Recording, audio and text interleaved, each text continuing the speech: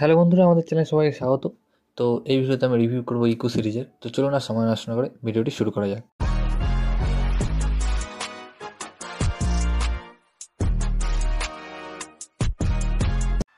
Eco সিরিজটি হচ্ছে মার্ভেলের স্পটলাইটের প্রথম সিরিজ, অর্থাৎ যেটা এমসিইউর সঙ্গে কোনো কানেক্ট থাকবে না।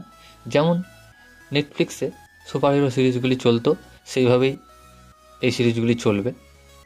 এই সিরিজে মোট 5টি এপিসোড রয়েছে এবং 5টি এপিসোড একদিনে রিলিজ করে দেওয়া হয়েছে।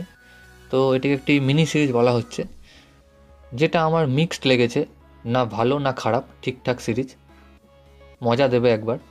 এই সিরিজে কিছু ভালো মোমেন্ট, কিছু খারাপ মোমেন্ট রয়েছে, বাট আমি একজন ইন্ডিয়ান অডিয়েন্স হয়ে সেই ব্যাপারগুলো একদম রিলেট করতে পারিনি। এটিকে সুপারহিরো সিরিজ বলা চলে না, কারণ বেশি ড্রামাই রয়েছে অ্যাকশনের থেকে, এবং খুব বেশি করে ক্যারেক্টার ডেভেলপমেন্ট করা হয়েছে ইকো এবং কিংপিনের।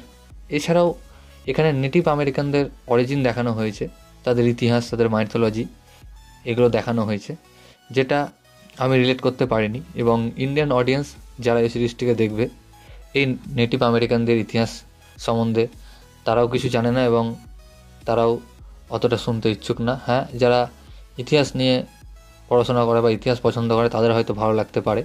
যারা এই সিরিজটি সুপারহিরো সিরিজ ভেবে এসেছে তাদের হয়তো হতাশ করবে, কারণ এখানে যে কালচার দেখানো হয়েছে তা আমরা একেবারে বুঝতে পারবো না।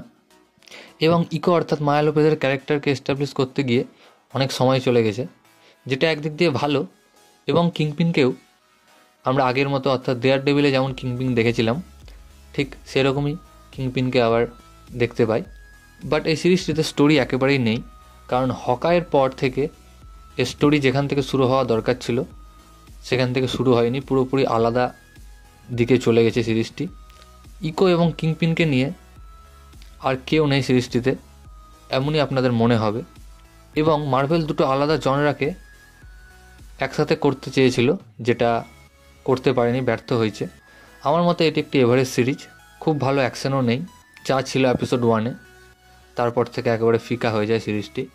এই সিরিজটিকে অ্যাকশন সিরিজ না বলে বা সুপারহিরো সিরিজ না বলে আমরা ড্রামা সিরিজ বলতে পারি।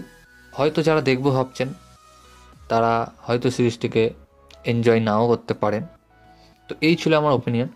তো এই ভিডিওতে এতটুকুই। ভিডিওটি ভালো লাগলে অবশ্যই ভিডিওটাকে লাইক, কমেন্ট, শেয়ার, আমার চ্যানেলকে সাবস্ক্রাইব করুন এবং আমাকে ইনস্টাগ্রামে ফলো করতে পারেন, লিঙ্ক আমি ডেসক্রিপশানে দিয়ে দেবো। Thank you.